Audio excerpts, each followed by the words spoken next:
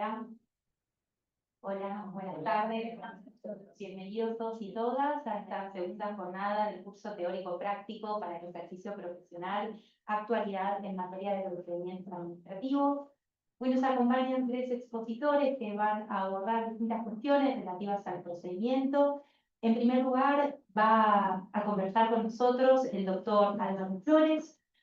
Álvaro es abogado, procurador y escribano por la Facultad de Ciencias Jurídicas de la Universidad Nacional de La Plata. Distinguido con el premio Joaquín B. González al mejor promedio de su promoción. Magíster en contrataciones públicas por la Universidad de Castilla-La Mancha en España y especialista en Derecho Administrativo por la UNLP. Especialista en contratos administrativos por la Escuela del Cuerpo de Abogados del Estado de la Procuración del Tesoro de la Nación. Docente de grado y posgrado en la Universidad de Buenos Aires, La Plata, Austral, Mar del Plata, Belgrano, Abierta Interamericana, ECAE, Oficina Nacional de Contrataciones y en la Regulación General. Director de la revista de Contrataciones Públicas de la editorial IJ Editores. Asesor en materia de contrataciones y derecho público en general en el ámbito nacional, provincial y municipal. Hoy va a estar conversando con nosotros sobre el procedimiento administrativo, sus fines y funciones y las regulaciones que han merecido el mismo en el orden nacional, provincial y municipal. Álvaro, te escuchamos.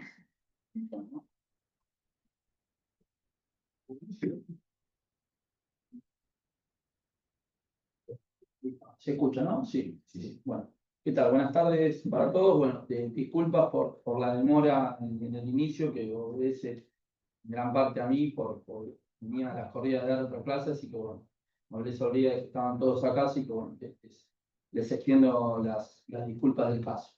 Bueno, en primer lugar, como siempre, darle el agradecimiento a las autoridades del colegio y sobre todo también a las del instituto por honrarme con participar de esta jornada, de este curso.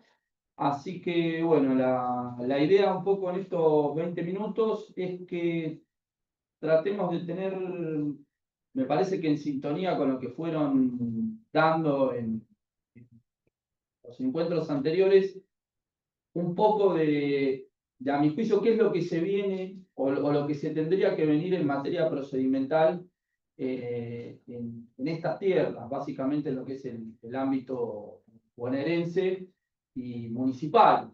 Me parece que el hecho de que su regulación en otros colegios o en otros lugares sea tan mínima, hace que cuando los colegas tienen la posibilidad de ver temas puntuales en esta materia a nivel local, tengan que prestarle, a mi juicio, un mayor grado de atención. En este sentido, lo que me gustaría un poco conversar o ponerles el acento es en aquellas reformas que ha merecido el régimen nacional y que pueden tener en lo venidero, pensemos en alguna reforma, en el ámbito procedimental municipal y provincial.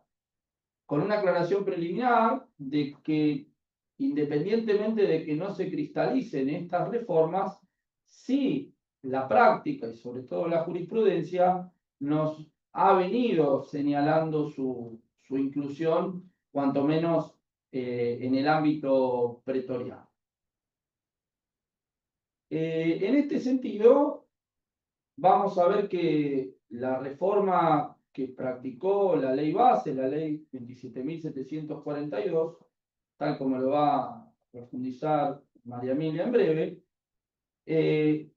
ha sido muy distintiva en cuanto a la consagración y a conferirle el carácter positivo a los principios y a los principios fundamentales del procedimiento administrativo que en lo que es la regulación provincial y municipal, los mismos no tienen una consagración específica, lo cual no impide que del seno de la lectura de las normas aparezcan contemplados cada uno de los principios que en el segmento posterior ustedes van a ver con detalle.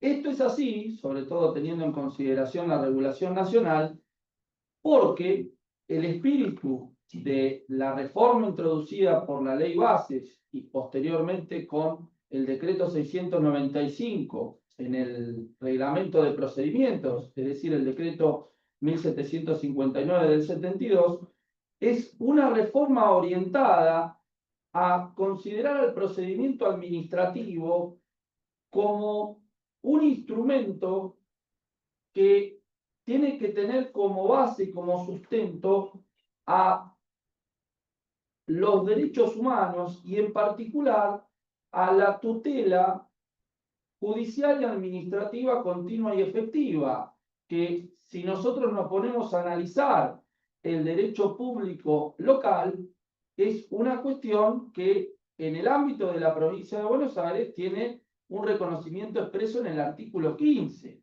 de la Constitución. Bajo este norte, los principios y los principios fundamentales que hoy en día se regulan a nivel nacional, a pesar de no estar expresamente contemplados en el ámbito provincial, sí gozan y han venido gozando de entera autonomía y sobre todo en lo que aquí me interesa, gozan de aplicación práctica, porque este principio de la tutela judicial continua y efectiva, no solamente en el ámbito judicial, sino en el ámbito administrativo, ha señalado, entre otras cosas, que la doctrina legal de la Corte se sirva de entender que el procedimiento administrativo no tiene que ser únicamente pensado o examinado como esa definición que dan los libros referidos a que es una serie legalmente ordenada de actos y hechos que confluyen en la emisión de un acto, sino que es un instrumento que tiene su correlato con dos cuestiones fundamentales. En primer lugar, y sin que esto tenga una suerte de orden cronológico desde lo, si se quiere, axiológico, una cuestión referida a la eficacia y al orden que tiene que tener la administración, en el sentido de que si no hubiera procedimiento, la actividad y la exteriorización de la voluntad de los funcionarios sería caótica y ese caos puede, desde una percepción, si se quiere, más bien egoísta, ser una fuente inagotable de casos de responsabilidad hacia los funcionarios. Por ende, en primer lugar, nosotros, si uno lo piensa desde la óptica del funcionario, el procedimiento sirve para ordenarse. Y desde la perspectiva del ciudadano, el procedimiento, que es la materialización de la legalidad objetiva, de ese principio de juridicidad, el cual muchos de ustedes han oído y leído, oficia como una suerte de garantía. Y estas dos cuestiones tienen como razón de ser la propia existencia del Estado de Derecho. Porque si no hubiese procedimiento administrativo, la arbitrariedad, el absolutismo estarían a la orden del día, independientemente, obvio, de aquellos desvíos que suelen aparecer en el ámbito del procedimiento y que, de aparecer y configurarse, tendrán que ser resueltos en el ámbito de la justicia administrativa. Estas dos cuestiones que yo les menciono, como les decía, forman parte de la doctrina legal de la Suprema Corte de la provincia de Buenos Aires. Recientemente, en un fallo 2024 en la causa Serrano, específicamente se alude a esta cuestión, teniendo sus orígenes también en fallos del año 2003 como la causa Suárez Acosta.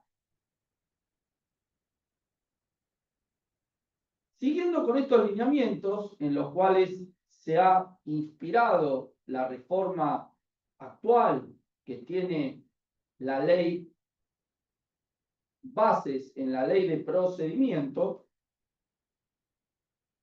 me interesa ver que, y acá sí es donde quizá una reforma o un cambio sí sería una cuestión más proclive a que suceda en lo venidero, es cuál es el impacto de la nueva realidad o las nuevas realidades en el procedimiento administrativo. Y más precisamente me quiero detener en cómo ha venido operando la cuestión tecnológica en el ámbito no solamente del procedimiento, sino también en lo que es la emisión de los actos administrativos. Acá, en lo que ha sido la reforma que practicó la Ley Bases a la Ley Nacional de Procedimiento Administrativo, se incluyen cuanto menos dos cuestiones que sí tienen suma relevancia en lo que puede ser el devenir del funcionamiento del procedimiento administrativo y sobre todo en lo que atañe a la percepción de la validez o no de los actos administrativos. En primer lugar, en lo que concierne a una cuestión netamente instrumental, la ley nacional ya habla de que el acto administrativo puede ser firmado y por ende a partir de allí tener eficacia y no ser inexistente, que esto es muy importante, cuando es suscrito de manera digital o electrónica. Es decir, si bien a partir del año 2016, cuando irrumpe el expediente electrónico, esto venía siendo de esta manera, cuanto menos en lo práctico, con la nueva ley se cristaliza y se consagra de manera expresa. Esto para que digamos el expediente administrativo electrónico haya tenido la relevancia que ha tenido en los últimos 8 años, vino de la mano de reformas en la ley de firma digital que permitieron otorgarle un dinamismo a la función administrativa que se fue generando en este procedimiento que ahora se vino encauzando a través del expediente administrativo electrónico. Y además de esta inclusión, también se estableció un aspecto de no menor importancia en lo que respecta a la conformación propia del acto administrativo. ¿Por qué? Porque hoy en día, independientemente que en la redacción anterior esto podía surgir del artículo 14, inciso A, se pone dentro de los elementos del acto a que no pueda estar suscripto por un vicio en la voluntad. ¿Y esto cómo lo podemos manejar o vincular con la cuestión electrónica? Por ejemplo, en un supuesto que puede ser más que habitual, si una persona le deja la contraseña a otra o esa contraseña es plagiada. En ese caso, por más de que ella haya sido la que circunstancialmente aparezca como que firmó ese acto, si ella manifiesta que no tuvo con esa computadora o si se encontraba en otro lugar, ¿no se configuraría o no ese vicio de voluntad? Bueno, parecería ser que la inclusión expresa de esta cuestión puede tener como base, como sustento, esta nueva problemática, esta nueva coyuntura que se ha abierto ante esta irrupción que ha tenido el expediente administrativo electrónico y por añadidura el procedimiento administrativo electrónico.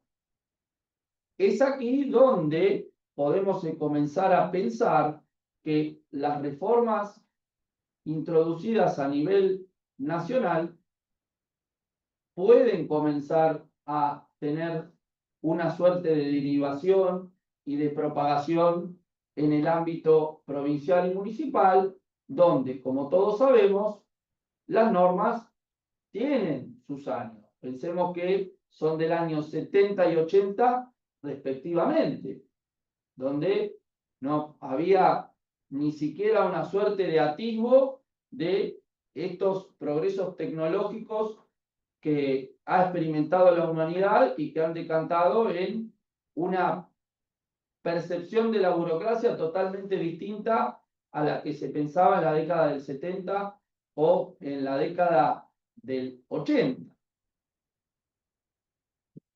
Siguiendo con estos lineamientos de esta suerte de paralelismo entre las reformas que ha habido en el régimen nacional y su hipotética propagación en el ámbito bonaerense,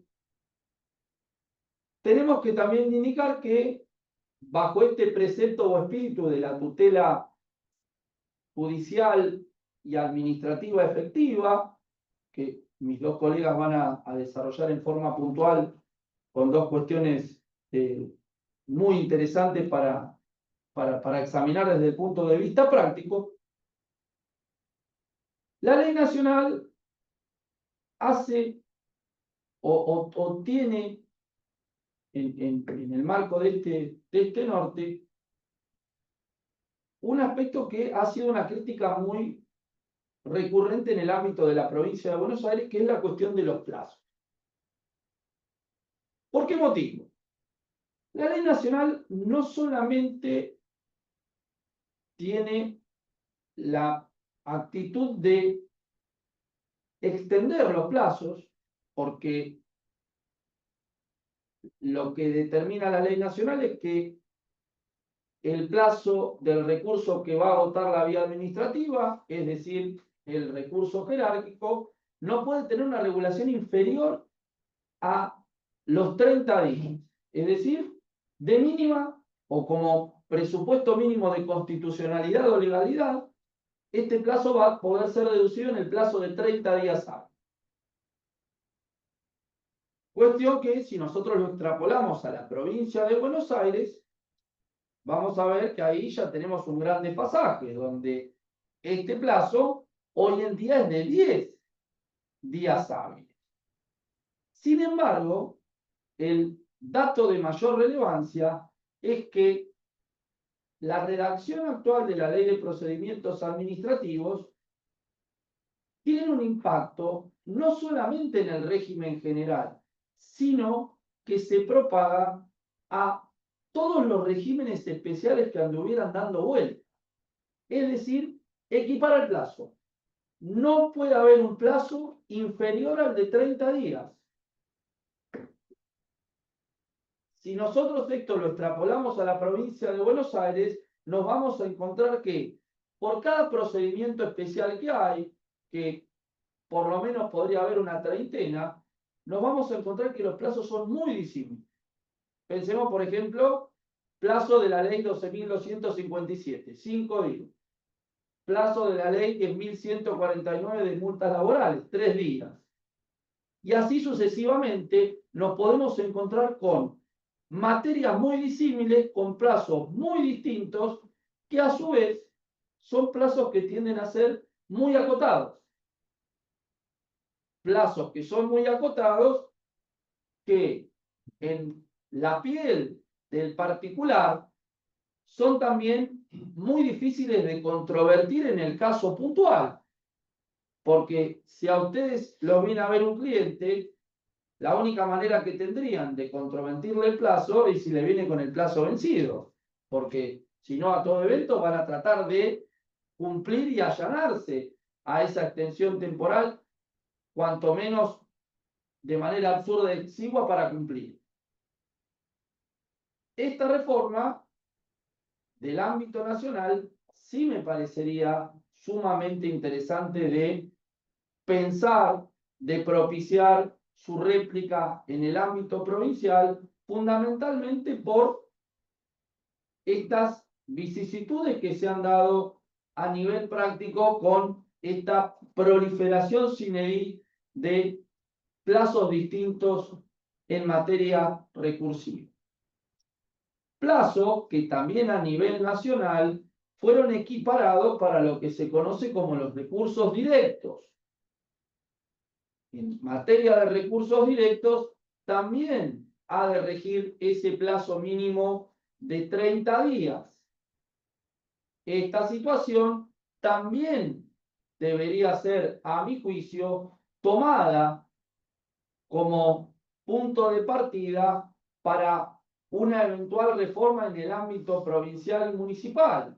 Porque en aras a este principio vinculado a la tutela judicial efectiva y administrativa, genera cuanto menos una equiparación o una igualdad de herramientas entre el administrado, un término que no me gusta, pues más bien sería el habitante, con el aparato burocrático, y también genera una equiparación con relación al colega que ejerce en ese ámbito, donde lo que muchas veces uno se encuentra, y con esto con Emilia lo hemos hablado en muchísimas oportunidades, es la desigualdad de armas entre el que ejerce la defensa de un habitante, de un ciudadano, con aquel que se desempeña del otro lado, en muchas ocasiones por una distorsión en los términos de la obtención de la información.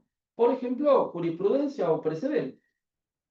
Entonces, ante esta situación de la equiparación de los plazos, por lo menos aparece como una suerte de compensación entre un esquema como es el del procedimiento y la justicia administrativa, en donde a 2025 todavía sigue esa rémora del régimen exorbitante que hasta tiene su origen en momentos anteriores a la inserción aún no plena del Estado de Derecho.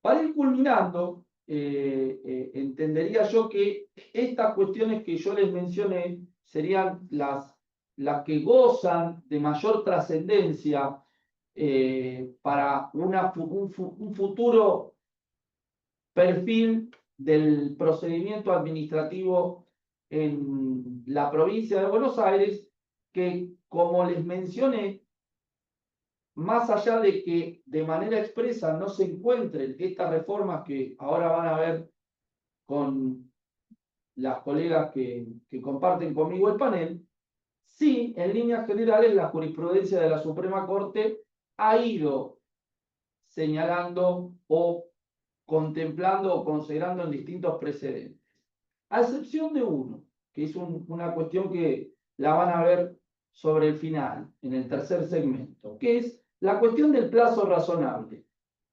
A diferencia de lo que contempla la jurisprudencia de la Corte Suprema de la Nación, en dos fallos muy interesantes que tienen más de 10 años, como son los ICER y Border-Arón, en la causa Sardi, la Suprema Corte de la provincia de Buenos Aires indicó que el transcurso, por decir alargado, del procedimiento administrativo no constituye una causal que por sí misma habilite a declarar la nulidad de un procedimiento, o lo que interesaría desde el punto de vista de un procedimiento sancionatorio, la extinción, mejor dicho, de esa acción o ese poder represivo.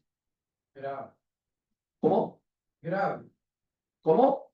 Grave. Grave. Sí, por eso, ¿a qué conclusión quería llegar con esto? Que independientemente de que nosotros podemos decir, bueno, a nivel provincial y municipal no tenemos los procedimientos consagrados, pero de manera pretoriada o del texto de la ley los podemos aplicar.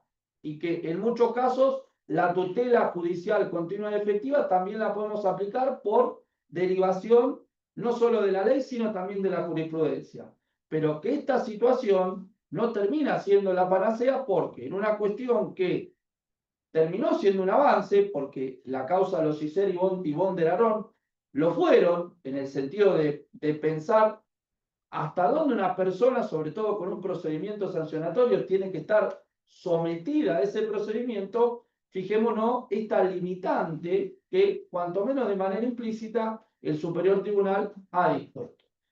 Por esta razón, si estamos en la ola o en la sintonía de pensar un procedimiento que se adecue más a esta dimensión convencional y constitucional, no termina siendo, digamos, termina siendo bastante provechoso estos espacios para que entre colegas pensemos qué herramientas pueden ser las más idóneas para mejorar no solamente la eficiencia de la burocracia, sino también el efectivo y la efectiva operatividad de los derechos de los ciudadanos. Así que bueno, muchas gracias por su tiempo, los dejo con mis colegas y al final estamos por lo menos los tres dispuestos a las preguntas que quieran.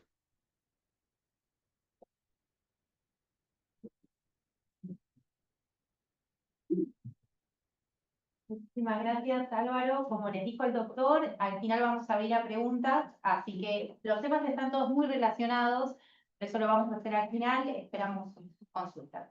Bueno, ahora es el turno de la doctora María Emilia Manberti, quien está aquí a mi lado. María es abogada por la UNLP, especializada en Derecho Público. Es doctora y máster en Derecho por la Universidad de Columbia en Nueva York y especialista en Derecho Administrativo por la UBA. Actualmente es la directora del programa del Centro por los Derechos Económicos y Sociales y coordinadora de la Clínica de Acceso a la Información Pública de la Facultad de Derecho de la UNLP. Se desempeña como consultora independiente, habiendo asesorado a distintas entidades como el Banco Mundial y el PENSA. Hoy va a conversar con nosotros sobre los principios que rigen el procedimiento administrativo. Te escuchamos, María.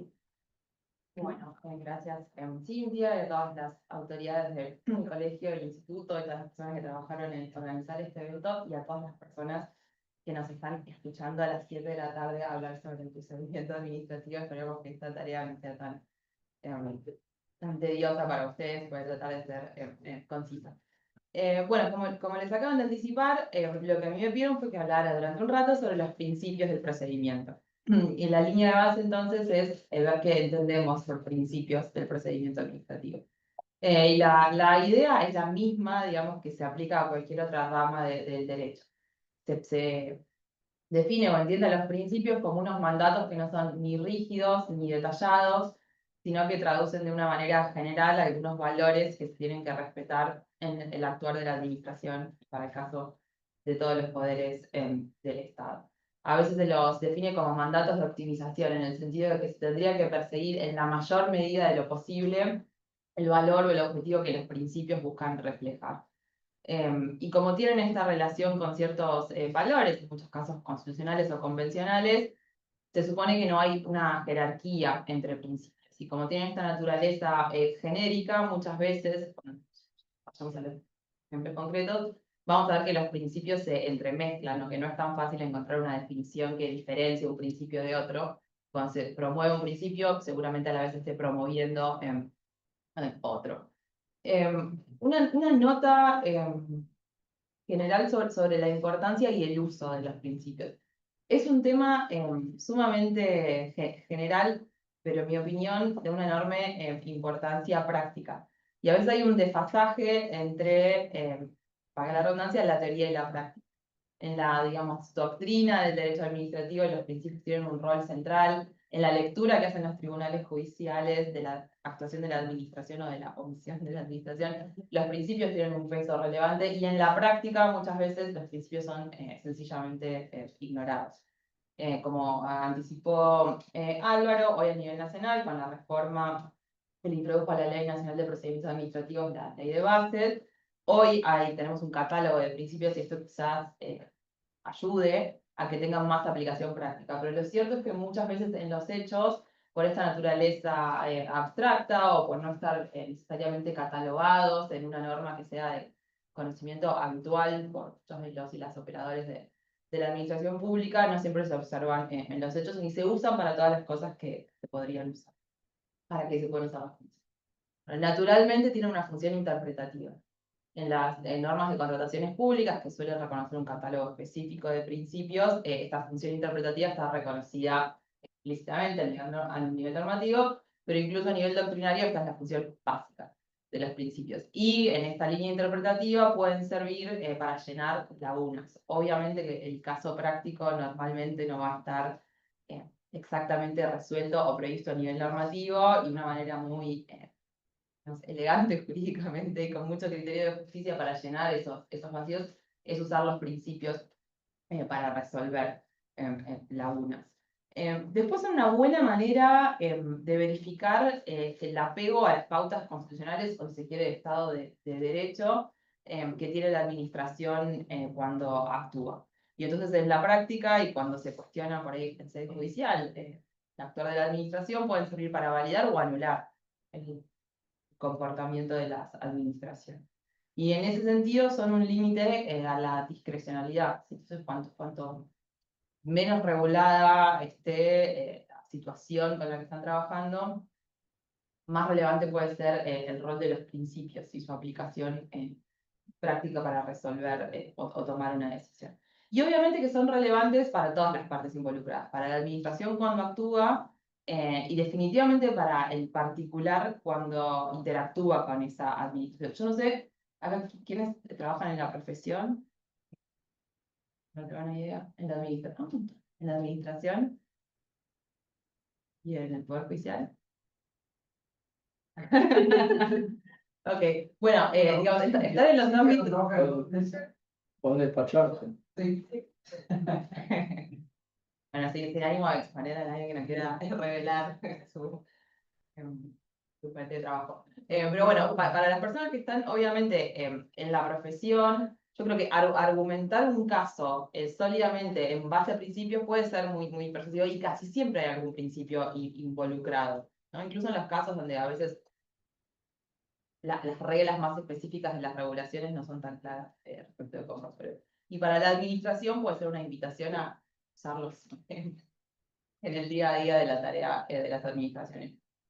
Entonces, estos son, para esto pueden servir, seguro ustedes puedan pensar en otras funciones, pero que sería como la visión más tradicional de por qué importan estos principios. ¿Dónde encontramos estos principios? Bueno, tienen varias fuentes. Hay una muy obvia, que es la fuente constitucional o convencional. Eso tiene dos sentidos, si se quiere. Muchos de los principios reflejan valores constitucionales. Y en otros casos, los principios específicos se derivan directamente de una cláusula constitucional. Álvaro usó el ejemplo de lo que tal vez es un principio que la Suprema Corte, uno de los que más repite, ¿no? En base a la garantía constitucional de tutela judicial efectiva, que es el de indubio pro actionem. Bueno, ya verán, sabrán y verán en más profundidad a lo largo del curso que en especial por esta provincia el procedimiento administrativo a veces puede ser una trampa de plazos, ¿no? Recursos, silencios que generan discusiones respecto de la procedencia formal o no de una acción judicial en el foro contencioso administrativo. Entonces, este principio que la Suprema Corte bonaerense lee como derivado directamente de la Constitución puede ser muy útil en esos casos cuando hay dudas para dirimir una controversia acerca de la procedencia o no de una acción judicial en este fuero. Hay otros que son un poco más abstractos, el principio pro homine, si en un procedimiento administrativo se discuten temas, por ejemplo, de derechos humanos, de principio que no es específico del procedimiento administrativo, sino convencional, invita a adoptar la lectura que sea más garantista, si quiere, en términos de acceso a derechos, y la más amplia en el reconocimiento de derechos, en particular el administrado, de acuerdo es un término espantoso, autopercibir administrado, No, lo seguimos usando. Claro, es como una relación de poder, por eso. Es cuando dije que está más habitante que es el de la Constitución. Sí, Persona. Persona. Sí, sí, sí. Se trata de humana o jurídica. Persona, jurídica. Absolutamente. Igual hay un principio que se suele formular como a favor del administrado, ya volveremos sobre eso. Pero bueno, principios constitucionales, los vinculados de tutela judicial, principio pro homine, y después va a depender un poco de las jurisdicciones. En Europa está constitucionalizado como derecho regional europeo el derecho a la buena administración. Ahora vamos a ver a nivel legislativo, ahora en Argentina lo tenemos reconocido, pero no es un derecho que tengamos nosotros como convencional en el sistema interamericano o muy claramente explicitado en nuestra Constitución.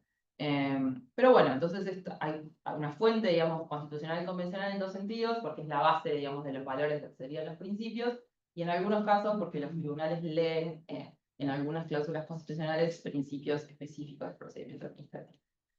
Después la fuente más estándar o habitual va a ser la ley, y acá hay muchas leyes de las que se pueden derivar principios del procedimiento administrativo. Las más obvias van a ser las leyes de procedimiento administrativo.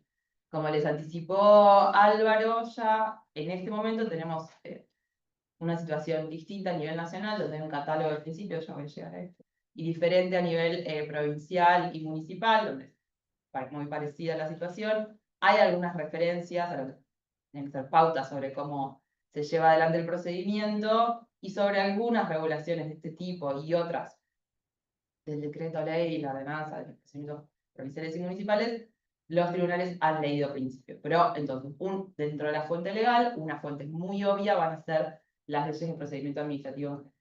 Después va a haber leyes de algunos procedimientos administrativos en particular, como las contrataciones públicas, voy a comentar más sobre esto, que traen principios propios. En muchos casos se superponen con los generales del principio, del procedimiento administrativo general, y en otros casos responden a circunstancias específicas por la naturaleza de esos principios. Ya vamos a volver a eso. Y después hay otras leyes que no son de procedimiento administrativo, pero que sí traen pautas relevantes o principios relevantes para el procedimiento. Estos pueden ser leyes de modernización del Estado. Entonces, ahora vamos a ver por todo este paquete de normas de modernización del Estado que a nivel nacional se dictaron entre 2016 y 2017, generaron, ¿no?, una infraestructura jurídica de la que se derivan muchos principios relevantes para el procedimiento administrativo que hoy de hecho están explicitados en la reforma que le trajo a la ley de procedimiento la ley de bases. Entonces ahí hay otra fuente. Como ya anticipamos, decisiones judiciales son otra fuente de identificación de principios administrativos. Esto es muy importante, como bien anticipamos, en la provincia de Buenos Aires, donde la Suprema Corte ha identificado un montón de principios a partir de una ley, un decreto ley que no tiene un catálogo de principios escrito como tal. Y después a veces se ponen de moda, creo, a nivel doctrinario, algunos principios que pueden tener algún impacto práctico. Uno que a mí me gusta, no sé si no en su momento, era el principio como de colaboración o de colaborador entre el administrado y la administración. Entonces se pueden empezar, digamos, a construir principios a nivel doctrinario que eventualmente pueden llegar a tener algún conocimiento normativo o judicial. Vamos un paso más a algunos principios concretos del procedimiento y sus implicantes, ¿no? No sé cómo vengo de tiempo. Bueno. Bien. Bien. 10 minutos. Sí, bueno, listo. Entonces, en la provincia de Buenos Aires, lo que diga para la provincia de está más o menos análogamente para el nivel municipal. No hay un catálogo de principios en las normas generales, pero sí hay una referencia a que la administración tiene que tomar medidas para que los procedimientos administrativos tramiten con celeridad, economía y eficiencia, y hay una referencia a la impulsión de oficio del procedimiento administrativo. Entonces, estos son principios que normalmente los tribunales y la doctrina incluyen en el catálogo de principios del procedimiento administrativo y tienen ya una referencia en el texto de la ley. Pero la Suprema Corte ha leído en normas generales y constitucionales varios otros. Por ejemplo, un principio de transparencia o publicidad. Entonces, efectos concretos, por ejemplo, cuando se discute, ahora ya debería tener menos efecto práctico, pero en su momento mucho efecto práctico, los temas de la vista, acceso al expediente. Como ya comentábamos, ha identificado un principio de indubio pro actione que le derivado directamente del artículo 15 de la Constitución provincial. Van a escuchar ahora en detenimiento, pero principios derivados de la garantía de defensa. La Suprema Corte también ha identificado como principios del procedimiento administrativo los de legalidad y razonabilidad. Bueno, impulsión, instrucción de oficio, que a veces vienen de la mano del principio de verdad material, ¿no?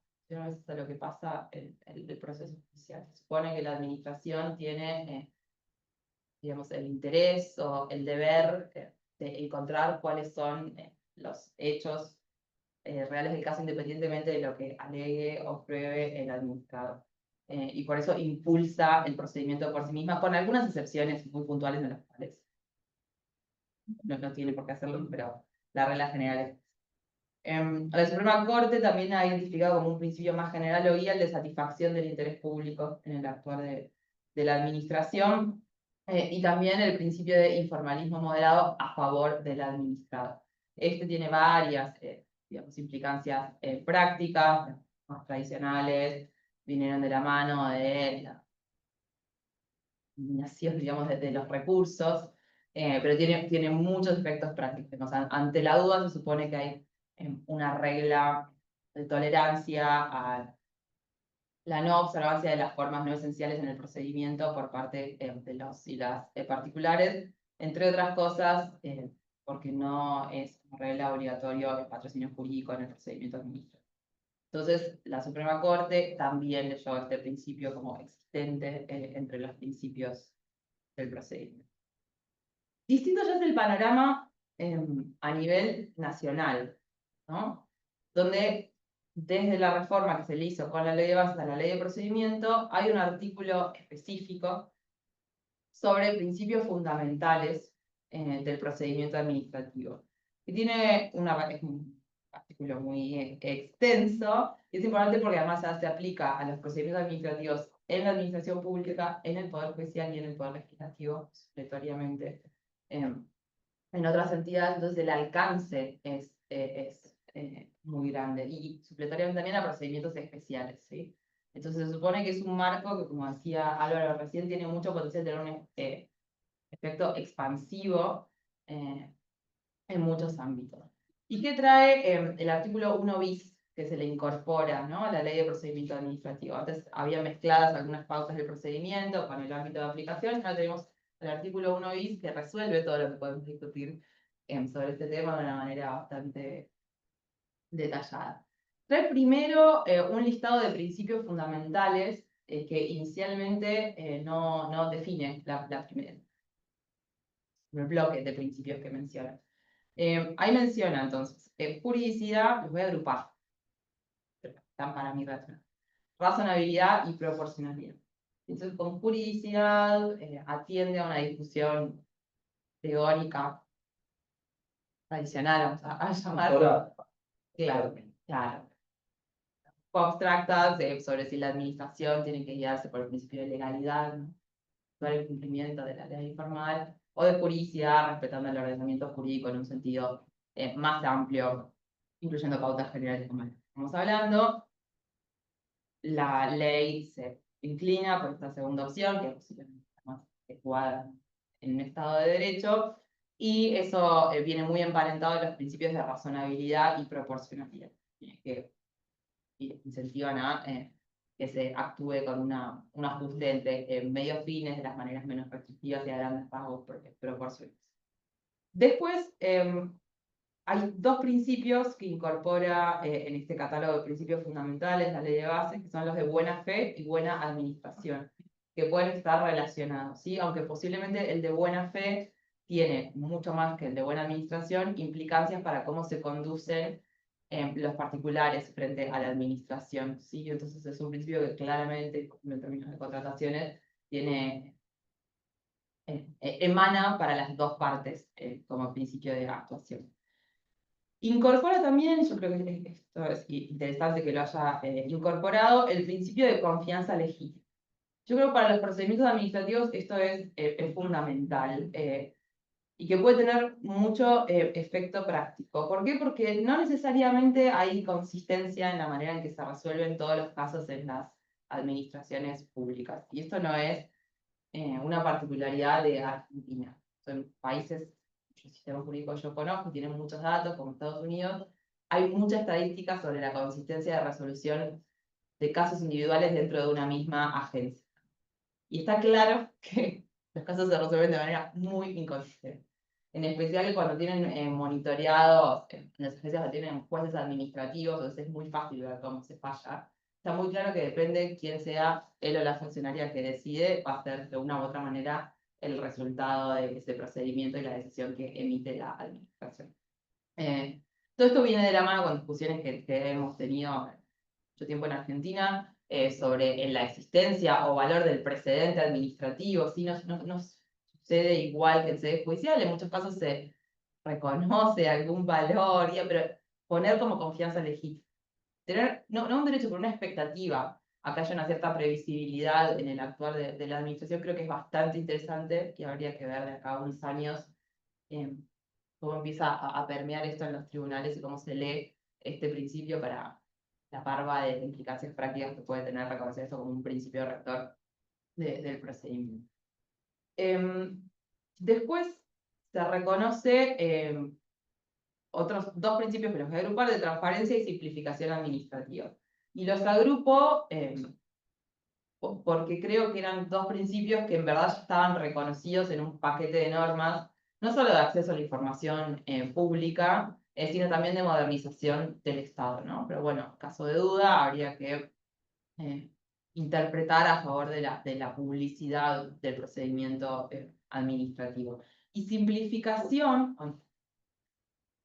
viene de la mano de otros principios que más abajo o más adelante en el articulado se reconocen como principios y requisitos del procedimiento.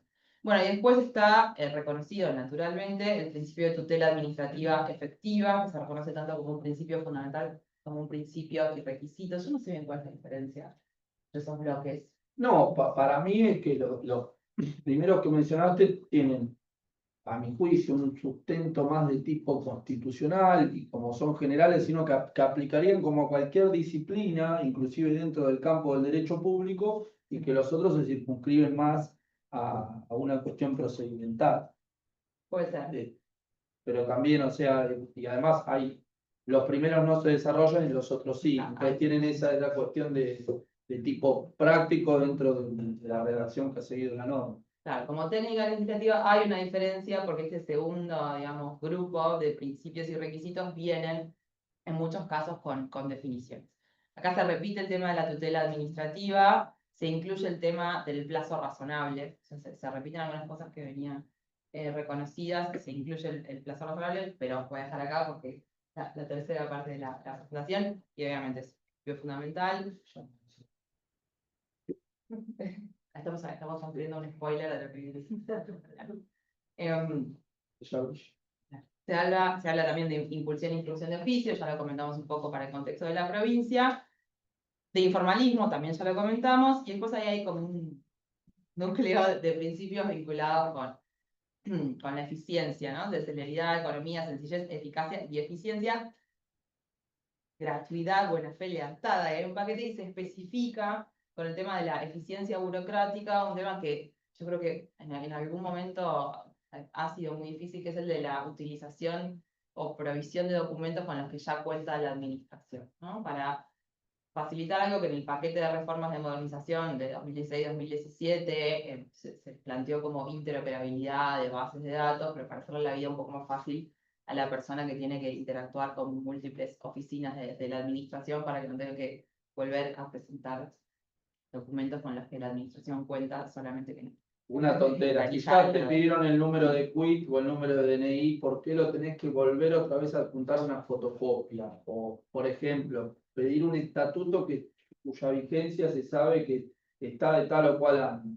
Para esas cuestiones que, además de tiempo, también puede ser dinero, sirve muchísimo. Todo eso había sido incorporado en el decreto, era la reforma del decreto 891 de 2017. Pero hay como aclarar que todo este paquete de reformas para mí tenían el mismo objetivo, pero es cierto que estaban pensadas más para la gestión de la propia administración. Entonces venían del lado de lo que era el Ministerio de Modernización, eran normas de modernización de la administración. Cómo está redactado este principio en este caso, creo que es mucho más, digamos, beneficioso para ser invocado por el particular frente a la administración. Esta norma está evidentemente dirigida a la administración y a los particulares. Bueno, para ir avanzando un poco.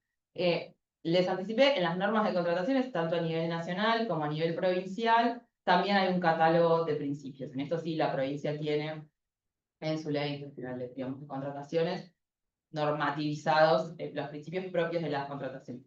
En algunos casos se superponen con los principios generales del procedimiento, ¿no? Razonabilidad, publicidad, y en otros son específicos de lo que las regulaciones de contrataciones buscan garantizar, ¿no? Que haya concurrencia entre los interesados, que haya igualdad de condiciones y de competencia entre los oferentes, y bueno, siempre repiten los principios de transparencia, este paquete, digamos, de normas que buscan prevenir la corrupción en las contrataciones públicas. Entonces van a ver un catálogo que en parte se superpone y en parte agrega algunos principios que son específicos de la materia. Pero lo bueno, digamos, yo creo, en términos de organización técnica legislativa, es que acá sí hay catálogos muy claros, y en ambas normas se aclara que tienen una función interpretativa, y con cómo se aplica. Creo que es un ejemplo bueno. Después, por fuera de esto que está muy claramente regulado, me refiero a los principios específicos de las contrataciones, puede haber otros principios que en algunos procedimientos se apliquen, si se quiere, como dice la Suprema Corte, de una manera un poco más rigurosa. Entonces, la Suprema Corte lo ha identificado, por ejemplo, para los procedimientos donde se discuten cuestiones previsionales, ¿no? Entonces, la impulsión o la instrucción de oficio se aplica de una manera más rigurosa en estos procedimientos.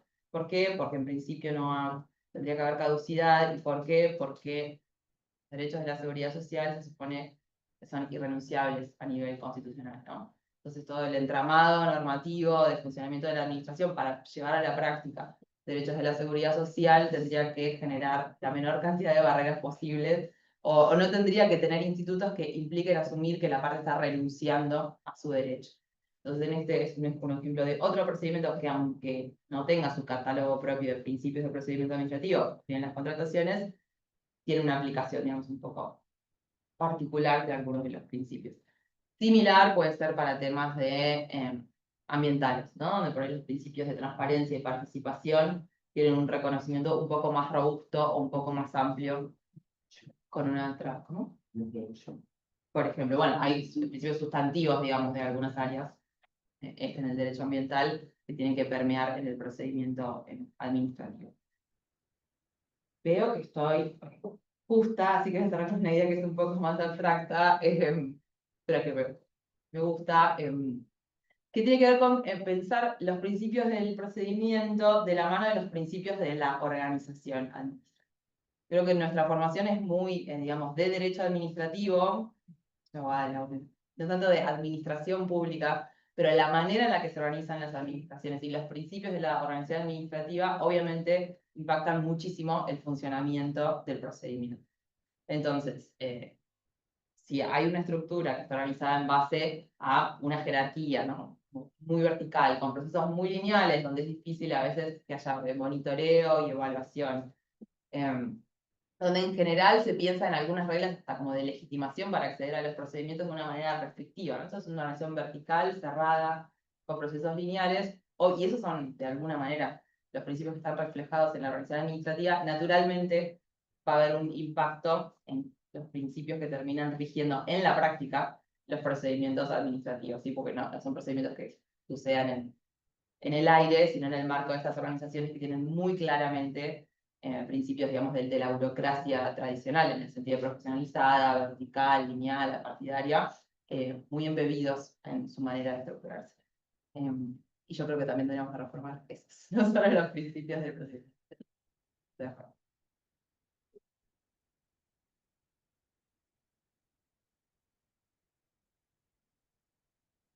Muchas gracias, María Emilia, por tu clara exposición. Vamos a pasar a la última exposición de esta tarde, que está a cargo de la doctora Yanina Olivares. Yanina es abogada por la Facultad de Ciencias Jurídicas y Sociales de La Plata y especialista en Derecho Administrativo también por la UNLP, diplomada en Previsión Social por el COFEPRES, Consejo Federal de Previsión Social. Se desempeñó como abogada desde el año 2005 en distintas áreas del Estado provincial y nacional vinculadas a la seguridad social, y desde el año 2022 como asesora legal en la Contaduría General de la Provincia de Buenos Aires. Es integrante de la Mesa de Trabajo de Personas Mayores de la UNLP desde el año 2020. docente de grado y posgrado en la UNLP, UDE e Institutos Profesionales y Técnicos Terciarios de la Ciudad, integrante del Instituto de Derecho Administrativo del Colegio de la Abogacía desde el año 2021. Y hoy va a conversar con nosotros, como ya adelantamos, sobre el derecho de defensa en el procedimiento administrativo. Janina, te escuchamos. Gracias. Necesitaría el ahora. Sí. ¿Cómo? Sí, para mí, por eso, ¿no? Bueno. Ajá.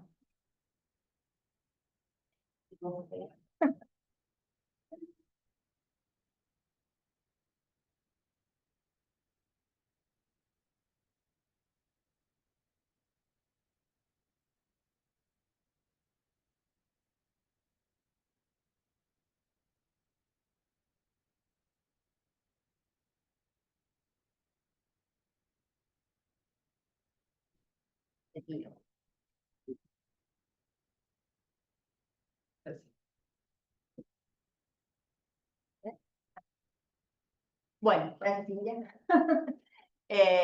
Me uno a los agradecimientos de los colegas y incluso para ustedes también por estar hoy acá. Me parece que es muy importante aprovechar justamente estos espacios y desde los distintos roles que ejercemos la profesión, desde el Estado, desde el ejercicio de la profesión, desde la docencia incluso también, y particularmente en este tema que me toca hoy a mí desarrollar, que es el derecho de defensa en el procedimiento administrativo, la experiencia que cada uno tenemos justamente desde estos distintos espacios y cómo visualizamos su concreción y a veces justamente su no observancia.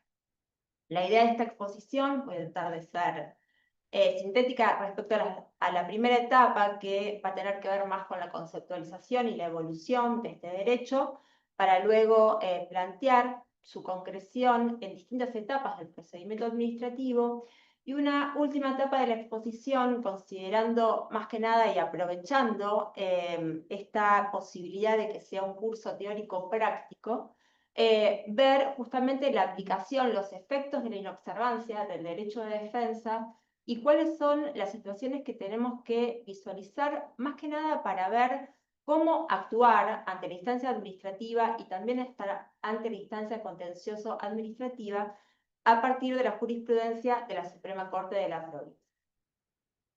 Bueno, dicho esto, vamos a comenzar entonces con una breve conceptualización de lo que es el derecho de defensa a partir de diferentes autores, administrativistas reconocidos.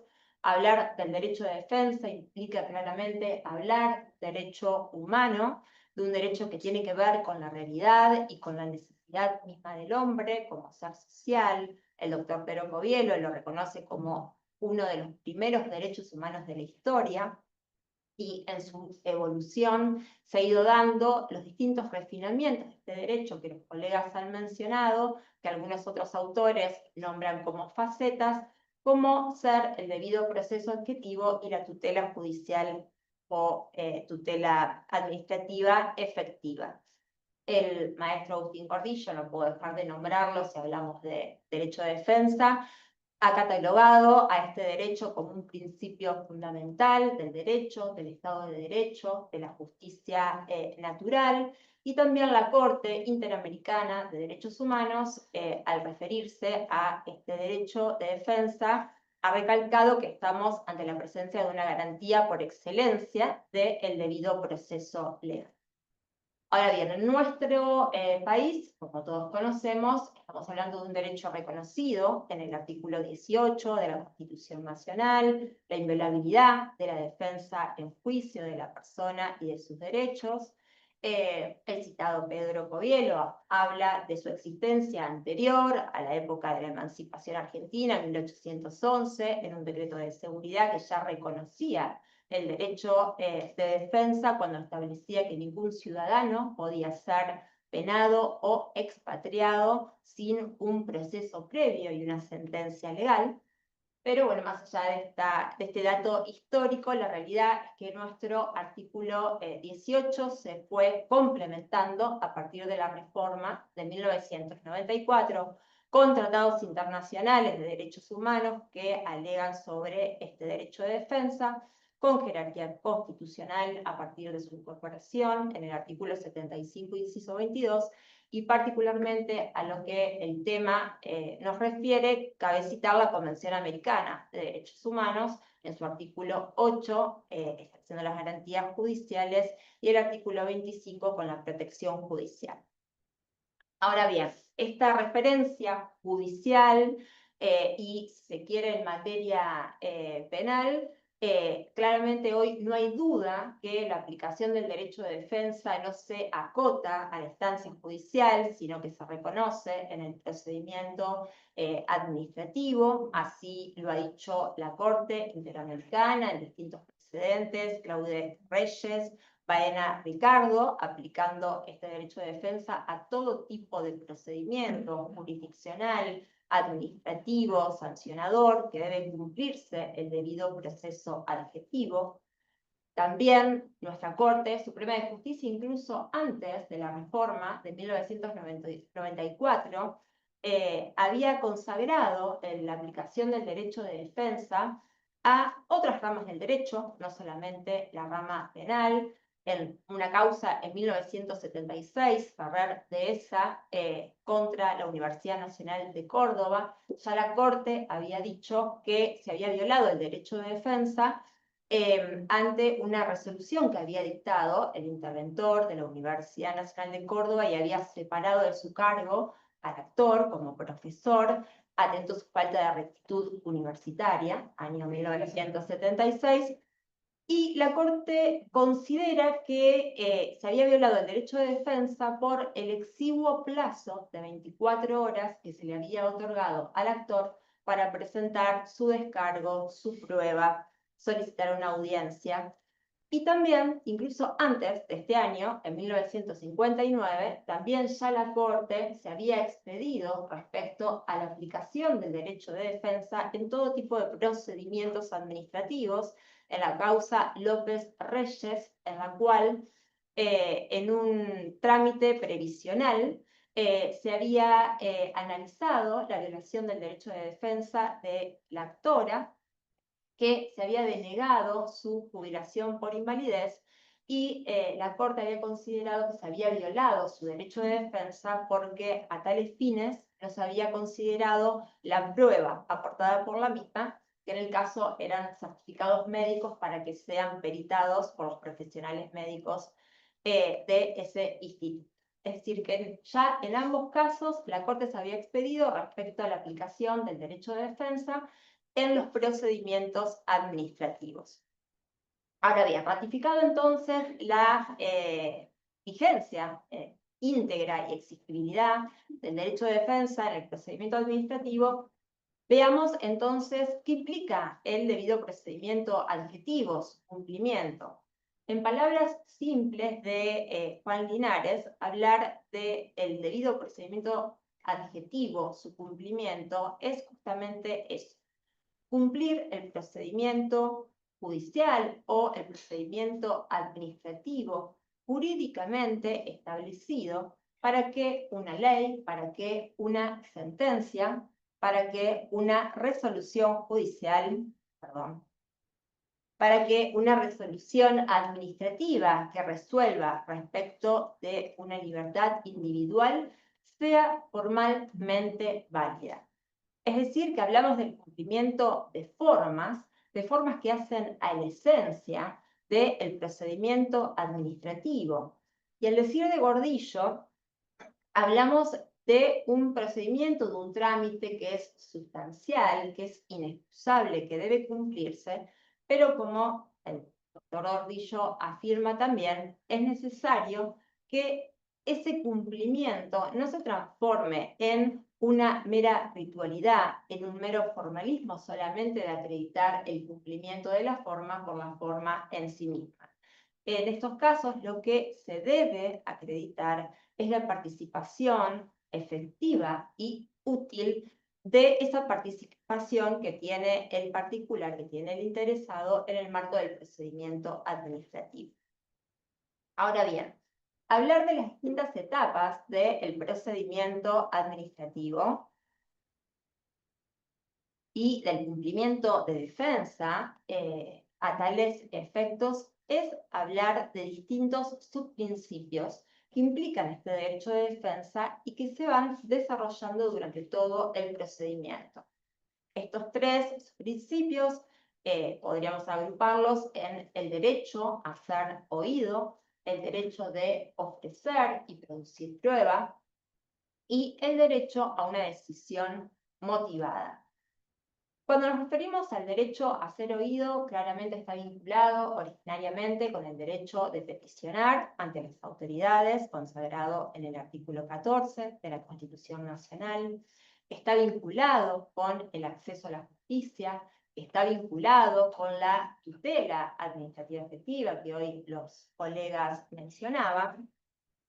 Y me pareció interesante comentar un caso de acceso a la justicia que tiene que ver con una instancia judicial, pero como venimos diciendo, exactamente tiene que ver también con la aplicación concreta al procedimiento administrativo, que es una causa previsional en el cual una persona mayor de la provincia de Tucumán había iniciado un procedimiento administrativo de reajuste de sus haberes, había transitado todo el procedimiento administrativo en esa provincia, había iniciado el reajuste en primera instancia también, y al alcanzar el nivel de apelación en la Cámara de Apelaciones de Tucumán se había declarado incompetente y se había derivado la cuestión a la Cámara de Apelaciones en la Seguridad Social de la Ciudad Autónoma de Buenos Aires.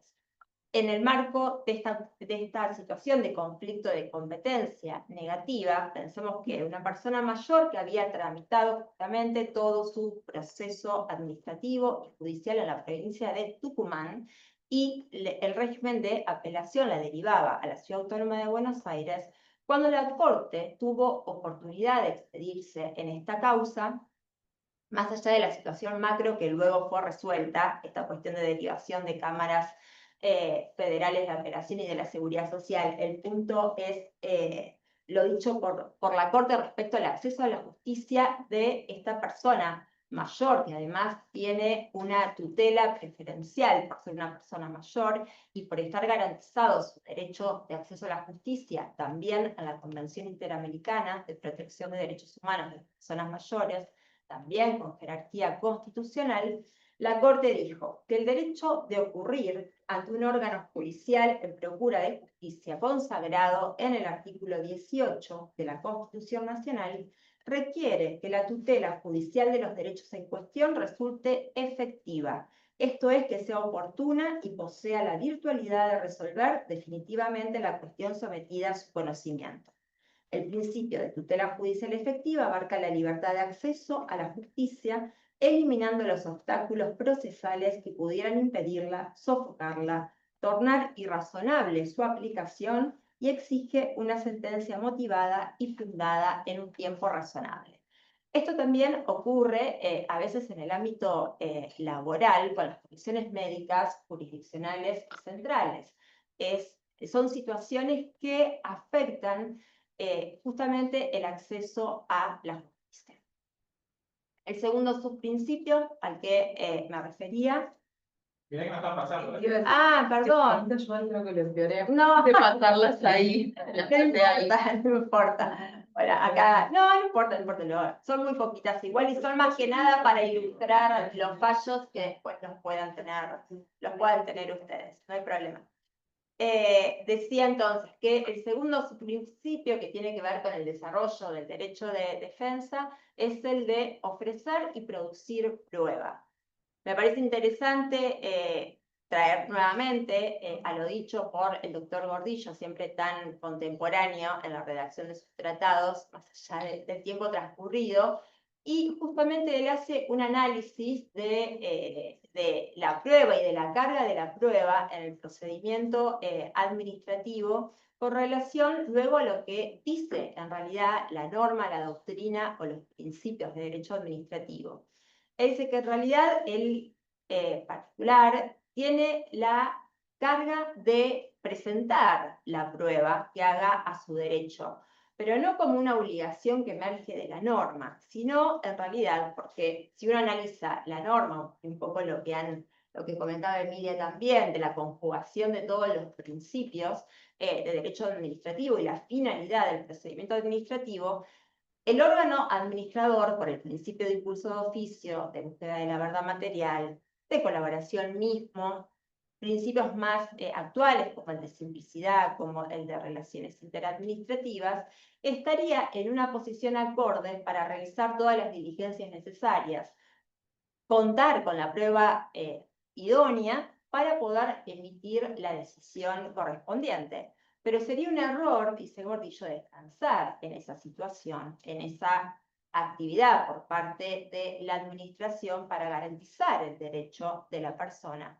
Justamente la persona tiene que utilizar y aprovechar la instancia administrativa para ejercer este derecho de ofrecer y producir prueba, por ser su derecho justamente, y no descansar en una eventual instancia judicial para iniciar y presentar esa prueba que haga a su derecho, porque como sabemos, los jueces en la instancia judicial toman las actuaciones administrativas y la conducta y la actividad y el interés que ha puesto cada parte en la instancia administrativa para resolver la cuestión.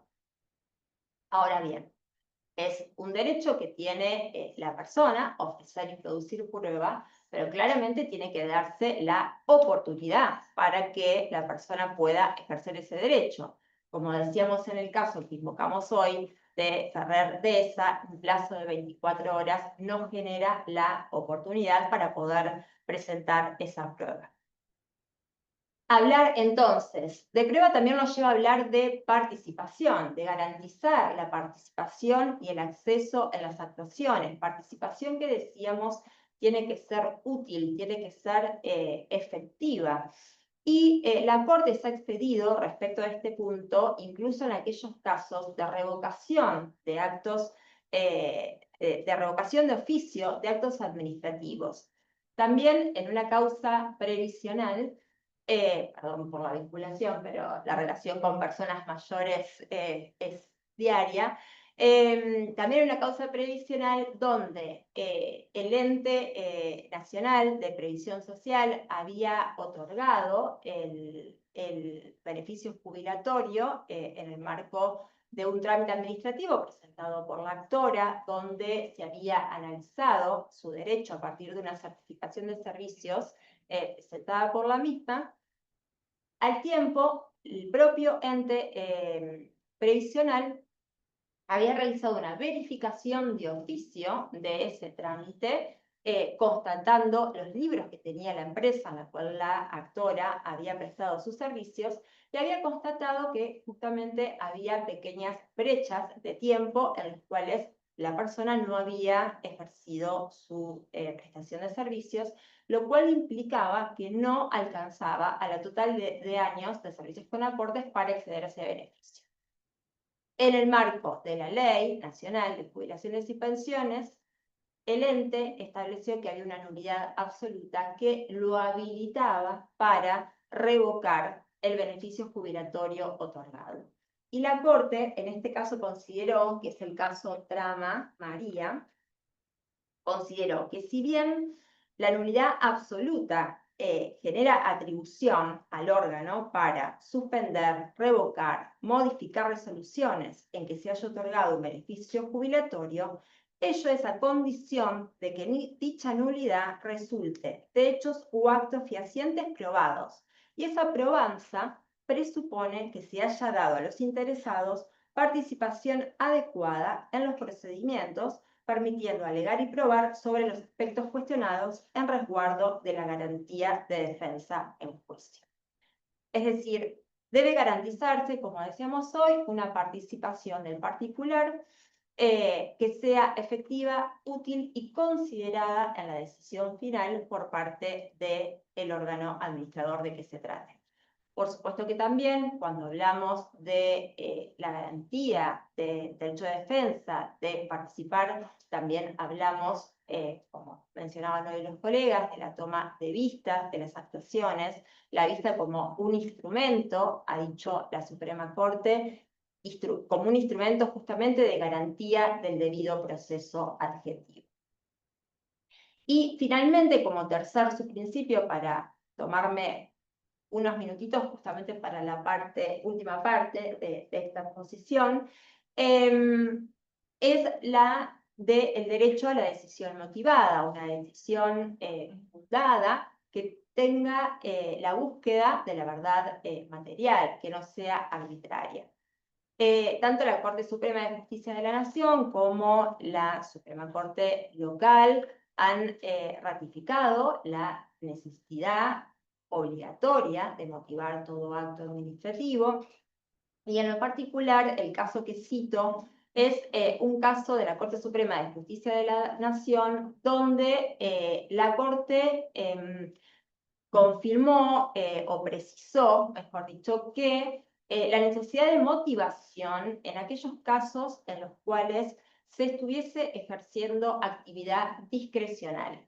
La necesidad de motivar aún más el acto cuando se ejercite una actividad discrecional. En este caso, era una situación de empleo público en el cual el actor había alcanzado su cargo a través de un concurso, claramente por las condiciones de idoneidad que él mismo tenía para alcanzar ese curso, y la ex Secretaría de Cultura y Comunicación de la Presidencia de la Nación había dejado sin efecto esa designación con la mera motivación de que, como estaban en un periodo de prueba de 12 meses, la persona no tenía estabilidad en el empleo. En ese caso, la Corte Suprema de Justicia reconoció entonces que se estaba violentando justamente el derecho de defensa, que ejercer ese tipo de motivación, ¿sí?, desde la mera formalidad de esbozar la falta de estabilidad en el empleo público era contrario al debido proceso adjetivo, y en el caso puntual, más allá del periodo de prueba en el cual se encontraba el trabajador, el fundamento acorde a esa situación era justamente demostrar cuál era la falta de idoneidad que tenía ahora ese trabajador que había alcanzado su puesto de trabajo a través de un concurso. Y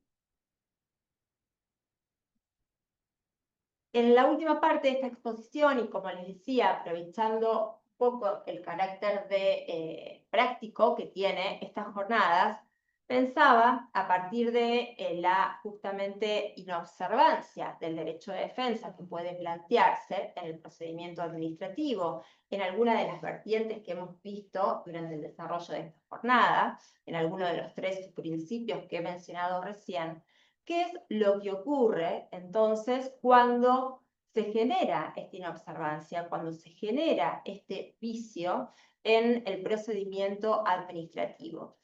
Y aquí algunos de los interrogantes, entre tantos otros, que podemos plantear son: ¿puede subsanarse ese vicio procedimental? ¿Puede subsanarse en la misma instancia administrativa? ¿Puede subsanarse en la instancia judicial? ¿El vicio confirmado implica la nulidad del acto administrativo que se dictó en el marco de ese procedimiento administrativo? ¿Esa nulidad de ese acto implica el reconocimiento del derecho de fondo? Bueno, todas estas cuestiones en realidad nos llevan a pensar no solo cuál es la respuesta, sino justamente desde lo práctico, cuál es también la estrategia en la presentación que uno realice, en el objeto de la pretensión que uno realice, qué es lo que busca. Si busca la nulidad del acto, si busca el reconocimiento del derecho de fondo, y depende justamente el objetivo de esa pretensión, es cómo deberá ser el planteo y cuáles son los vicios que uno alegue como delatorios y que implican la nulidad del acto administrativo. Y, bueno, sintéticamente quería compartirles algunos fallos que nos dan una respuesta de algunos de estos interrogantes, o por lo menos nos ayudan a pensar de alguna manera cuál es la opción que queremos tomar. Primero, bueno, hablar de estas cuestiones implica hablar de 2 doctrinas o 2 teorías. Una es la doctrina de la subsanación, que es conocida como aquella que permite sanear la inobservancia de determinados recaudos formales mediante la posibilidad de que ulteriormente pudieran ser planteados ante la instancia judicial. Es decir, ante la inobservancia entonces de alguna de las formas en el procedimiento administrativo, que las mismas puedan sanearse, salvarse en el proceso judicial posterior. Esta doctrina, al decir de Juan Linares, da lugar entonces a que no interesaría la indefensión prejudicial del interesado si puede luego sanearse en la instancia judicial, claramente en contra de esta doctrina. Otros autores, como Hutchinson, han considerado que lo que hay que evaluar en cada caso en particular, ver qué vicio de procedimiento es el que se ha configurado en el caso, porque no todos los vicios de procedimiento generan la nulidad del acto administrativo, y él lo que planteaba era que, bueno, en cada caso particular tendremos que ver cómo ha afectado ese vicio que se alega al derecho de defensa del particular, o, dicho de otra manera, ¿cuánto hubiera cambiado el acto administrativo que se dicta si se hubiese cumplido el trámite que se denuncia omitido?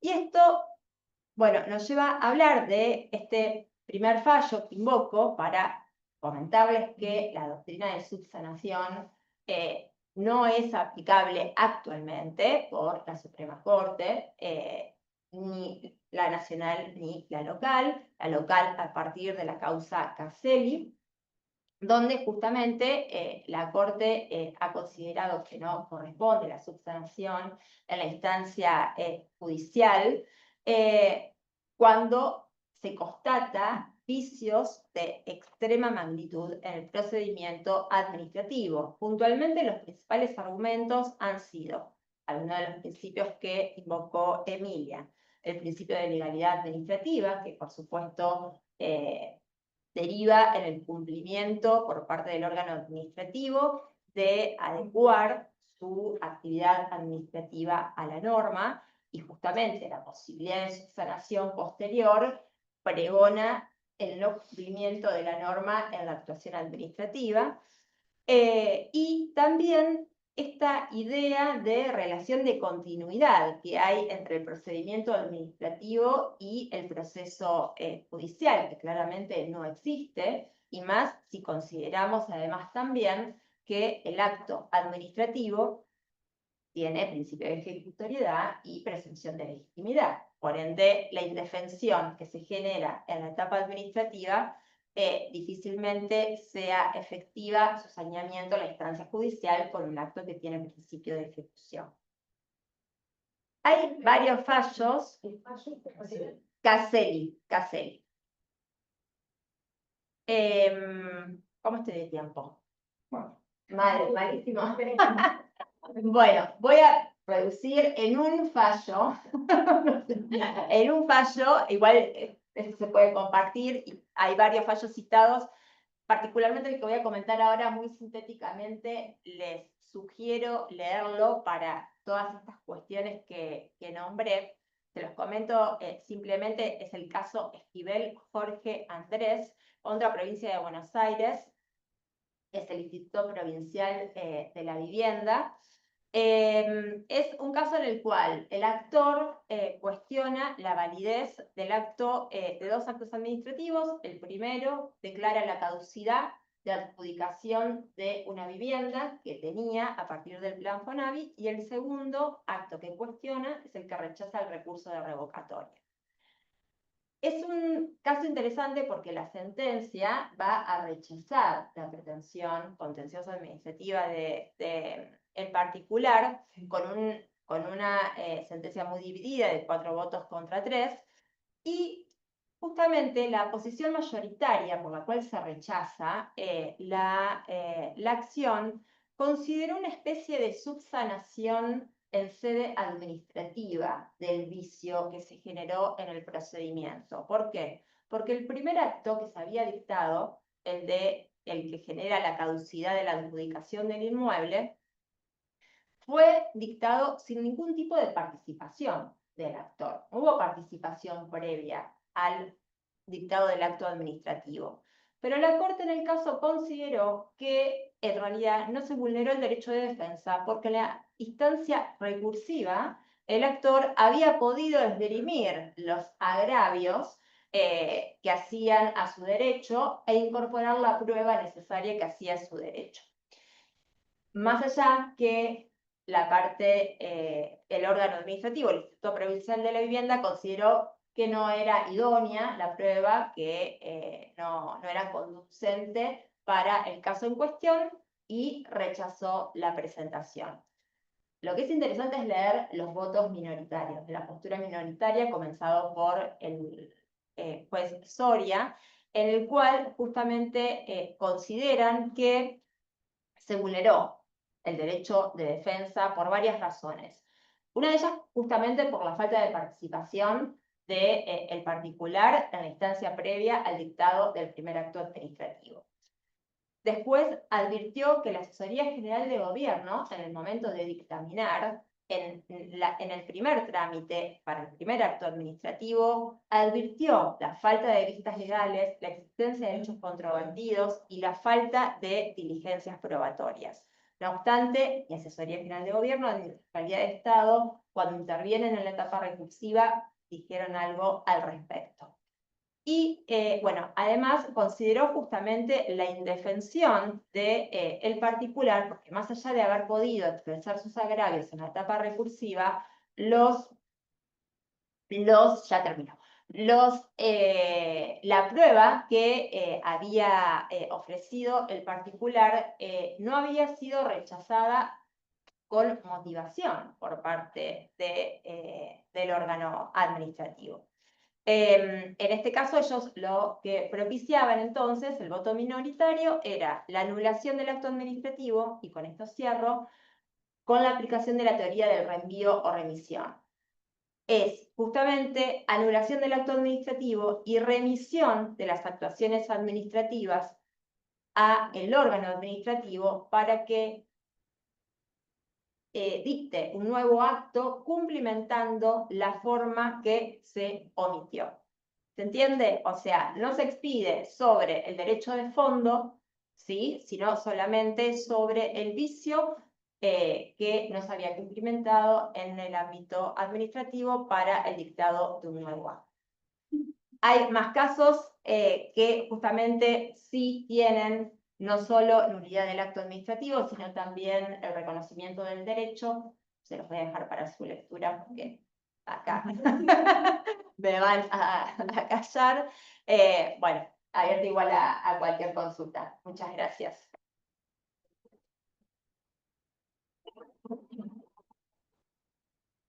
Gracias, Yanina, muchísimas gracias. Bueno, no sé si tienen alguna pregunta para los expositores, cualquiera de ellos. Nada, no mordemos. Por ahí que María se explaye en vinculación a la organización administrativa, las ideas o sugerencias de cambios y cómo eso impactaría en la práctica del procedimiento.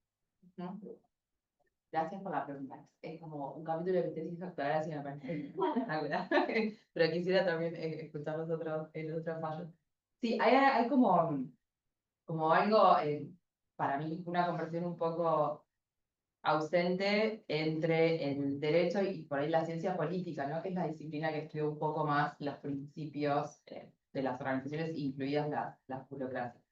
El derecho administrativo argentino, creo yo, refleja en una enorme medida los principios de organización de la burocracia tradicional, en el sentido de una organización jerárquica, procesos más que nada lineales, en el sentido de que no hay una monitoreo o evaluación de rutina, ¿no? Se dicta el acto, ya.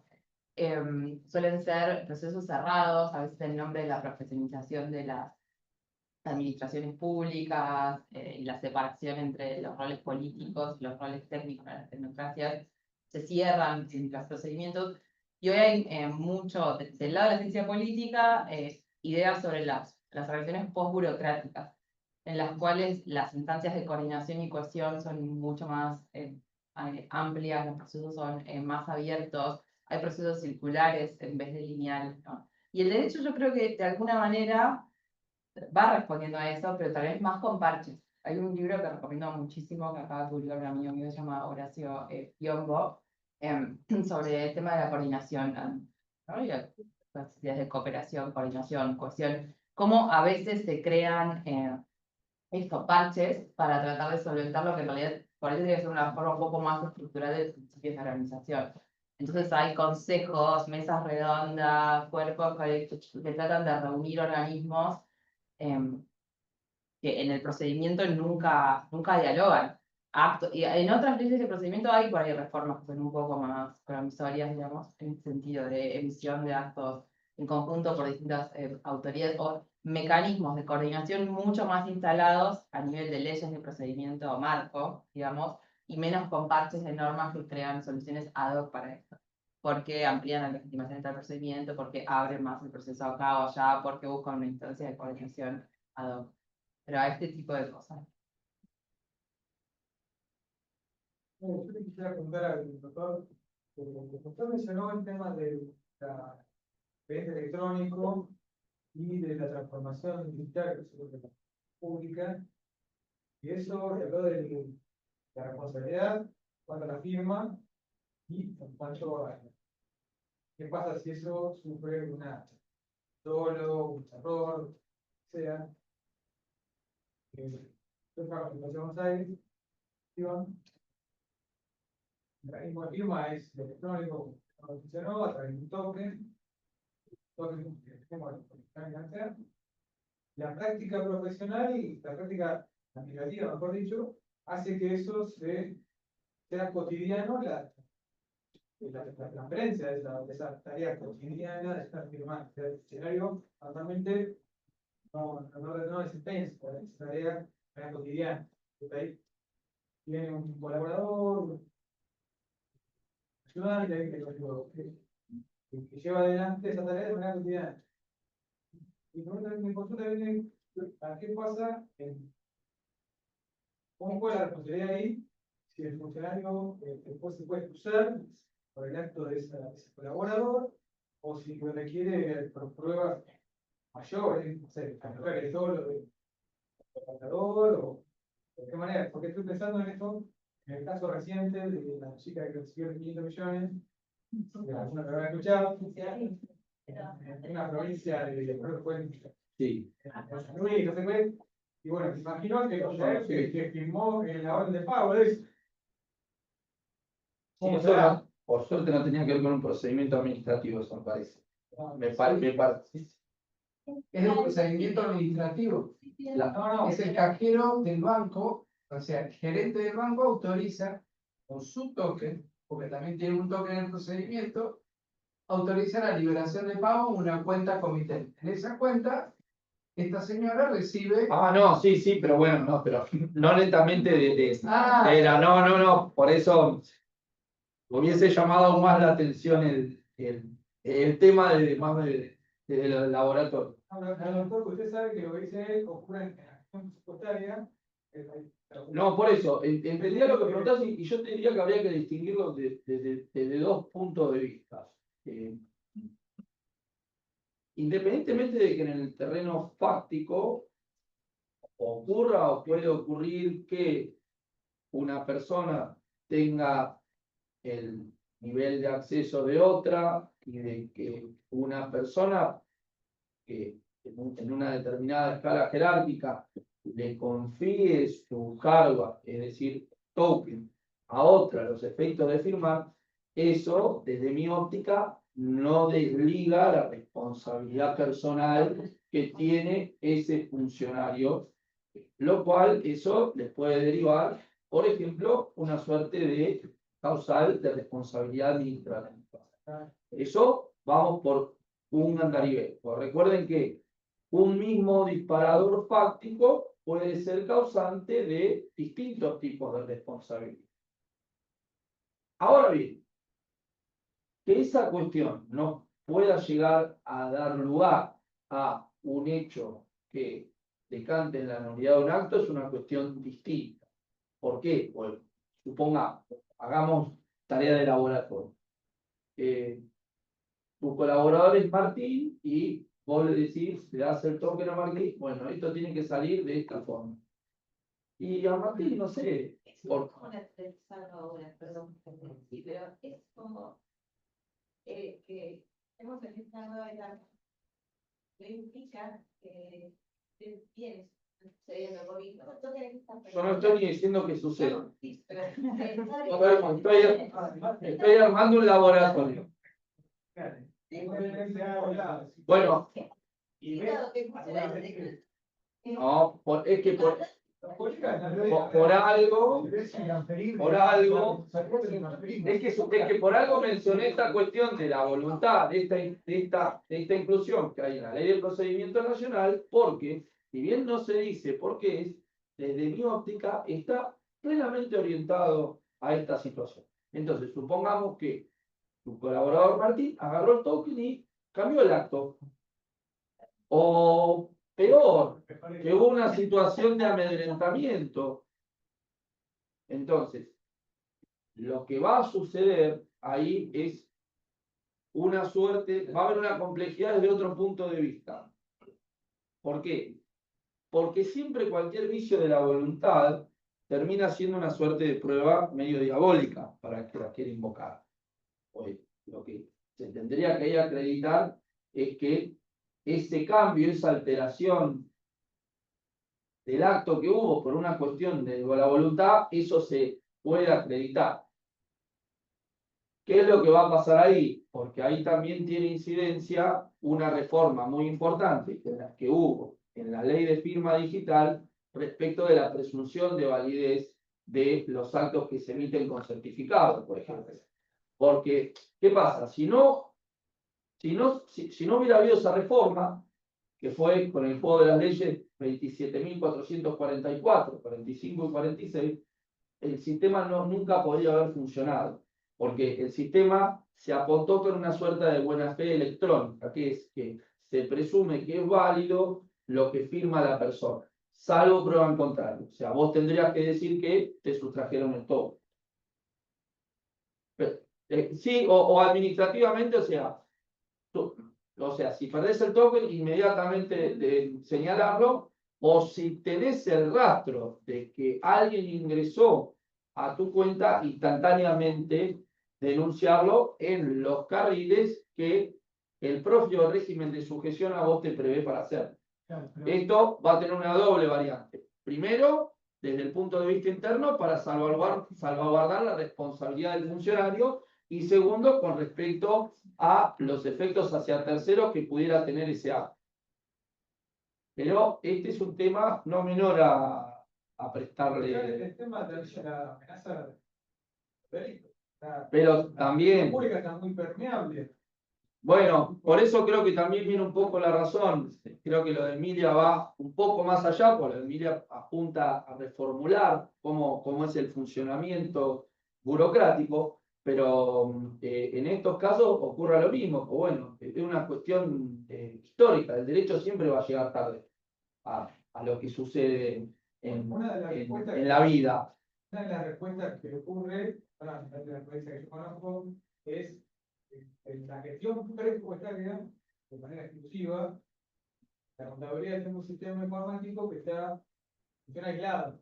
En una red de seguridad, la que uno puede, el chileno para firmar tiene que estar en su despacho o en la computadora que está. Bueno, con ese protocolo, la cuestión, si yo tengo que probar la acreditación de un vicio de la voluntad, obviamente que si alguien quisiera atender a defender la legitimidad de ese acto, digan, bueno, acá la única forma en la cual esto se puede mirar es de esta, por ejemplo. Una función aislada dentro de todo el resto que no funciona. De igual modo, Da igual. hay un mecanismo de doble utilización que existe hasta que tu celular el dispositivo conectado a esa vinculación de la computadora. Y cuando te roban el celular, lo perdés, tenés que volver a. Claro. ¿Esto para el juez o para.? Para todo el que tenga o quiera usar remoto. Poner la carita. Pero de cualquier Bien. manera, si entras, alguien tiene tu contraseña, acceso, entonces sí están enchufados. No, lo que eran los casos de libro de los vicios de la voluntad, que era, por ejemplo, yo estoy con Cintia acá y yo no quería firmar y le pongo en el registro acá y le digo, bueno, ¿qué tenés ganas de hacer? Claro, entonces en eso por ahí era lo mismo, no sé, si está en una situación de violencia física, yo digo, mirá, y ahí ya se sale. Pero bueno, eso, volvemos otra vez a esta suerte de prueba diabólico compleja que tendría él. Pero bueno, son problemas que pueden, o sea, que no sería tan ilógico que aparezcan. Una reflexión sobre la excelente conclusión de la doctora Olivares con respecto al derecho de defensa. Pensaba en lo que decías y como llevaste a la conclusión de traer dos derechos fundamentales, como es el de la previsión y en el de Esquivel, que es el derecho a la vivienda, y digo, ¿qué pasaría?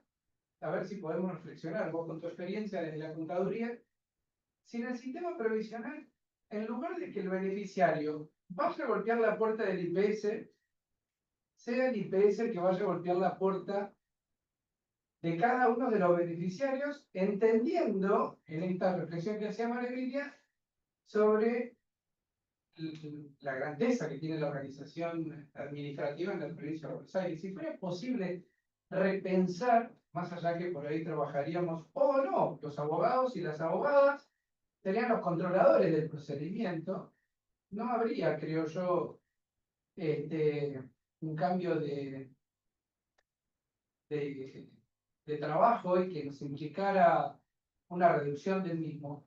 Pero sí pensar en esta modernización del derecho, en esta reflexión que vos hacés, que esto es parte también del derecho de defensa y sobre la aplicación de los derechos fundamentales, ¿no? En la provincia de Buenos Aires, que somos casi 18 millones de habitantes. ¿Sí? ¿Qué pensás? A ver, yo creo que en cuanto al derecho de defensa, como su aplicación práctica, y como decíamos hoy, es un derecho humano que excede, por eso lo planteaba como desde los distintos roles que cada uno tiene, ¿no? Desde el ejercicio de la profesión, pero más allá de la profesión en sí misma, como personas que formamos parte de una sociedad.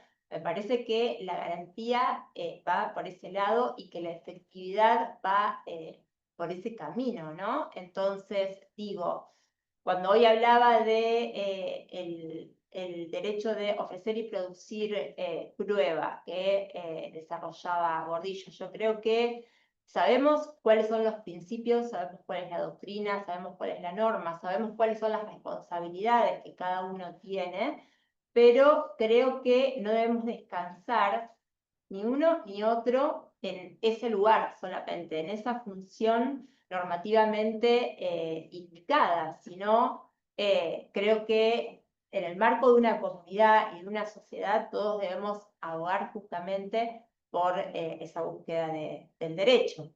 Vos lo planteás desde el punto de vista previsional o de la seguridad social, tal vez, justamente. Hablar de seguridad social implica una responsabilidad que, si bien está en cabeza del Estado, hay una responsabilidad social, ¿sí? De todos los que componemos esa comunidad, y una administración a través del Estado de todas esas necesidades. Entonces, bueno, me parece que es un compromiso social de todos. El cumplimiento. ¿Alguien más? ¿Alguna pregunta más? Puede abusar a la doctora Carrero de los principios del tema de contrataciones del Estado y del especialismo. Tema hay una cosa que se llama legítimo abono en la provincia, de hecho, temas de inversión Navidad, después, no sé si lo conoces. Sí, y que Una, no, lo que quería comentar es ese régimen excepcional, tiene amparo contractual, decreto, etcétera, tiene o sea, la fundamentación que se requiere para eso no está bien claro cómo funciona eso. Eso por ahí la práctica trae problemas. Creo que los organismos de control a veces lo observan y a veces no. La misma situación. A veces responden que la fundamentación es escasa, y a veces no hay por ahí una. Es decir, que no hay coherencia. No hay en coherencia el- en cuanto a los requisitos de cómo debe proceder eso. No sé si usted tiene algún caso. No, en primer lugar, ahí hay una cuestión no menor, que es una toma de decisión. Si algo que es por esencia irregular y anómalo, se tiene que regular o no. ¿Por qué? Pues si vos regulás lo anómalo, va a haber una tendencia a que lo anómalo se convierta en la regla. Por ese motivo, por ejemplo, a nivel nacional se ha siempre seguido un temperamento contrario. Pero es como, no sé, la frase, las brujas no existen, pero las hay, es algo que no se puede negar la realidad de que proliferan muchísimas prestaciones sin soporte contractual, que es lo que amerita o ha ameritado que se regule el legítimo aborto, que tiene una regulación que tuvo en un decreto de Solá en el año 2004. Hubo la crisis del 2001 para explicar que había. Bueno, lo que sucede ahí que, en rigor de verdad, lo que se tiene que poner énfasis es en considerar que realmente esa prestación se cumplió. Eso es un despliegue de pruebas que tiene ahí el colaborador, porque es el que hizo esa prestación, y también el órgano que le toca actuar por también una cuestión de responsabilidad administrativa. Vos no vas a librar un pago de algo que no se hizo. Por eso, sobre todo, el Tribunal de Cuentas presta muchísima atención. El mayor problema ahí viene por la determinación de la cuantía. La cuestión, porque con respecto a la determinación de la cuantía, hay una disociación entre lo que en cierta manera sugiere la jurisprudencia, por ejemplo, en una causa Cardiocorp que es de 2006, en donde a vos te circunscribiría ese reconocimiento de la prestación únicamente al cobro, cosa que en estas reglamentaciones no ocurre así, sino que hay un reconocimiento más bien pleno. Por ahí pasa el meollo de la cuestión, de que puede haber divergencias en cuanto a los precedentes, desde luego que las hay, y ahí creo que es una manifestación clara de el ejemplo que extrapolaba María Emilia con relación a lo que sucede en Estados Unidos, que sin el nivel de estadísticas que hay allí, acá desde luego que va a, o es más factible a que se presente. Muy cortito porque sé que estamos fuera de tiempo y quiero a la moderadora. Sí, tal vez independientemente del régimen, ¿no? Porque esto ha sido más pendular, a veces como necesito un acto de más energía para aprobarlo, bueno, el organismo me pide tal o cual cosa. Yo no sé si no estaba hecho en los considerandos del decreto lineal la cantidad, digamos, de pago por legítimo abono que hay. Entonces yo no lo pensaría desde el ángulo de los principios de las contrataciones, porque no hay tal procedimiento en este caso, sino de cómo tenemos que mejorar los otros principios para que no suceda